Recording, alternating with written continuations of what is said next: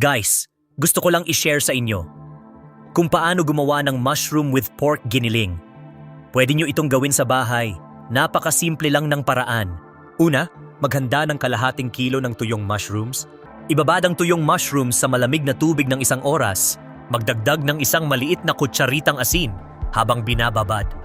Makakatulong ito sa mas mabilis na pagsipsip ng tubig ng mushrooms.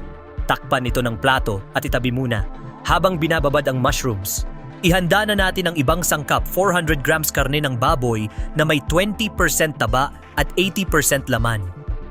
Hiwain muna ito ng maliliit. Pagkatapos, i-grind gamit ang meat grinder ng ilang ulit. Mag-dice din ng sibuyas, durugin ang tuyong sili, gadgarin ng luya at 200 grams ng bawang para sa minced garlic.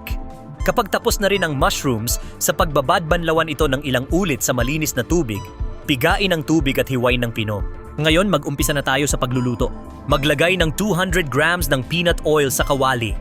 Painitin hanggang 50% na init. Idagdag ang giniling na baboy at igisa hanggang magbago ang kulay.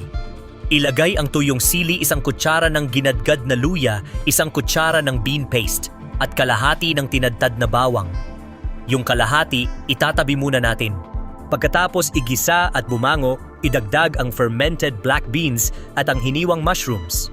Ihalo ang diced na sibuyas sa medium to low heat.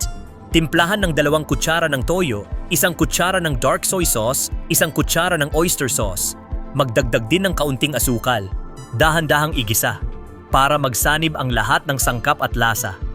Pagkatapos, hinaan ang apoy at pakuluan sa loob ng 20 minuto. Siguraduhing haluin paminsan-minsan para hindi masunog ang ilalim. Lulutuin hanggang kumapal at mag-dark ang kulay ng meat sauce. Kapag naamoy mo na ang bango, idagdag ang natitirang tinadtad na bawang budburan ng kaunting white sesame seeds. Ihalo ng mabuti. Pwede nang patayin ang apoy at patuloy na haluin gamit ang natitirang init. Hayaan munang lumamig. Ang ganitong luto ng mushroom meat sauce ay tunay na masarap. Pag lumamig na, ilagay sa malinis at tuyong garapon.